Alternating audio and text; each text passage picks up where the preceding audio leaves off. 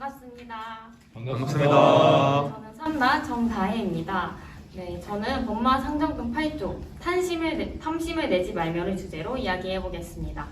먼저 탐심의 정의에 대해 살펴보겠습니다. 탐심이란 탐내는 마음으로 어떤 것을 가지거나 차지하고 싶어 지나치게 욕심을 내는 마음이라고 합니다. 원불교에서는 탐심은 분수에 넘치는 욕심을 가지는 마음으로 모조리 버려야 할 것이라고 나와 있습니다. 그럼 탐심은 욕심과 같은 의미를 가지고 있는 것을 알 수 있습니다. 흔히 욕심은 재교, 제욕, 성욕, 식욕, 명예욕, 수명욕 이렇게 5가지 종류로 오욕이라고 말하는데요. 오욕은 사람이라면 누구나 가지고 있는 욕심입니다. 저는 그 오욕 중에서 명예욕, 그 중에서도 인정받고 싶은 욕심에 대해 말하고자 합니다. 네, 저는 간호학과에 재학 중인 대학생으로 지난해 2학기에 바쁜 나날을 보냈습니다. 전공 과목마다 있는 팀플, 노트 정리, 쪽지 시험 등 열심히 임하여 높은 학점을 받기 위해 노력했습니다. 학업뿐만 아니라 동아리, 종교활동 등으로 동아리 일정을 계획 진행하거나 공부 모임에 참석하여 물교와 마음공부에 대해 공부했습니다. 쉴 틈 없이 움직이다 보니까 몸이 점점 아파오기 시작했습니다. 감기에 자주 걸리고 체력이 바닥나 항상 피곤하고 지쳐 있었습니다.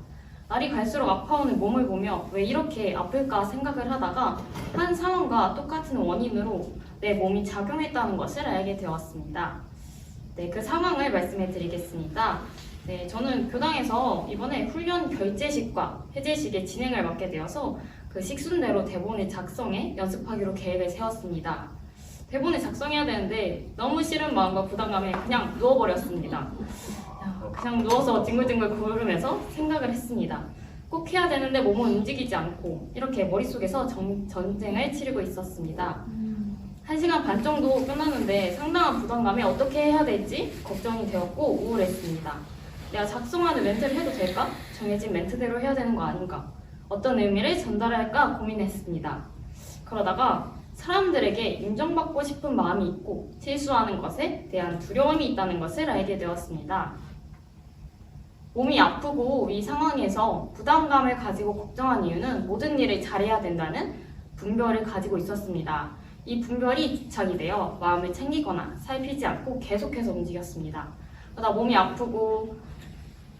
마음이 아프고 몸도 같이 아프다가 버티지 못해 신호를 보내는 것이었습니다. 모든 일을 완벽하게 잘해내야 된다는 분별을 가지게 된 것에는 모든 사람에게 인정받고 싶은 마음이 있었습니다. 그러다 보니 계획을 세우고 미리 준비해서 완벽하게 일을 마쳐 모두에게 좋은 평가를 받아야 마음이 편해지고 마무리 지을 수 있었습니다. 물론 누구나 잘하고 싶고 타인에게 싫은 소리보다는 좋은 소리를 듣고 싶을 것입니다. 욕심의 근본은 생존과 직결된 꼭 필요한 마음으로 원래 가지고 있는 것입니다. 이런 마음이 동기부여로서 좋은 영향으로 작용하면 자신이 원하는 목표를 성취하고 성공적인 삶을 살 수 있을 것입니다. 그럼 좋은 거 아닌가라는 의문이 생기실 텐데요. 무엇이든 과하면 오히려 해가 된다는 사자성어가 있죠. 저의 경우에는 욕심이 과하다 보니 해가 되어 몸과 마음이 아파서 힘들었습니다. 그러면 이 인정받고 싶은 마음이 왜 일어날까 의문이 들었습니다. 이 의문도 앞선 상황을 통해 알게 되었습니다. 이어서 말하자면 부담감과 걱정을 떨쳐버리고 대본 작성하고 결제식과 해제식을 무사히 마쳤습니다. 그 뒤에 교무님과 교우님들에게 잘했다고 칭찬과 격려를 해주었습니다. 하지만 저는 제가 했던 실수가 떠오르고 잘했다는 생각이 들지 않았습니다. 모두에게 인정을 받았지만 스스로를 인정하지 못하는 모습을 발견했는데요. 타인보다 자기 자신에게 기준이 더 높아서 아무리 옆에서 잘했다고 말해줘도 제 기준에 만족하지 못하여 저를 인정하지 않았습니다. 모두에게 인정받기 위해 노력하는 이유가 본인을 인정하지 않기 때문이다 결론을 내렸습니다. 그러면 탐심을 내지 않고 없애기 위해 무엇을 해야 될까 고민을 하다가 세 단계로 탐심이 일어났을 때 알아차리고 과하지 않는 마음과 탐심을 구분짓는 기준을 세우고 없애기 위한 방법을 정해서 실천하자고 다짐했습니다. 첫 번째 단계로 탐심을 알아차리고 멈춰서 온전함 찾기입니다. 탐심인지도 모르고 넘어가는 경우도 있고 알고 있다고 하더라도 쉽게 온전함이 찾아지지 않는데요. 그래서 멈춰서 온전함을 찾기 위해 노력했습니다.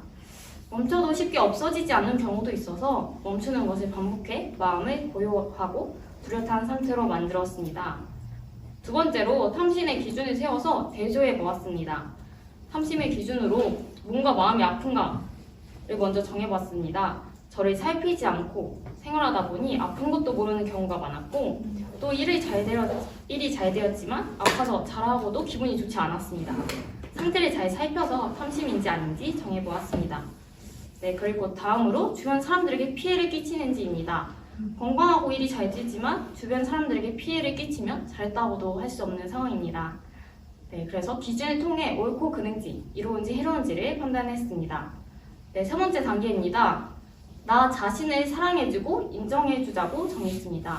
첫 번째 단계는 그 상황 속 탐심만 없애는 방법이었지만 세 번째 단계는 그 제 근본 마음속에 있었던 탐심을 없애는 방법이었습니다. 탐심이 일어나는 원인이 스스로를 인정하지 않기 때문이라고 했는데요. 자신을 인정해주는 것에 우선적으로 행해줘야 하는 게 사랑하는 것이라고 생각합니다. 스스로에 대한 애정을 가지고 정성을 다해 아껴주고 살펴주고 챙기다 보면 인정하는 것에 쉽고 몸과 마음의 상태를 알아차리기 쉽다는 것입니다. 이 세 단계를 온전 생각치사 또는 정신수양, 사리연구, 작업치사에 맞게 행하고 있다는 것을 이 훈련에 와서 알게 되었던 것 같습니다. 탐심을 없애기 위한 기준과 방법을 세워서 지키고자 노력했고 하루를 마치고 잠자기 전 일기를 통해 반성과 다짐을 하여 점검하고 있습니다. 제가 이렇게 노력하는 것에는 탐심을 없애서 행복하게 살고 싶기도 하지만 몸과 마음의 자유를 얻어 내가 주체가 되어 살아가기 위해서입니다. 탐심에 이끌려 몸과 마음을 자유자재로 사용하지 못하고 스스로를 늪에 빠져 고통과 괴로움 속에서 헤어나오지 못했습니다. 탐심에서 해방되어 자유를 얻어서 주체를 가지고 살아가기 위해 앞으로도 꾸준히 노력하겠습니다. 감사합니다.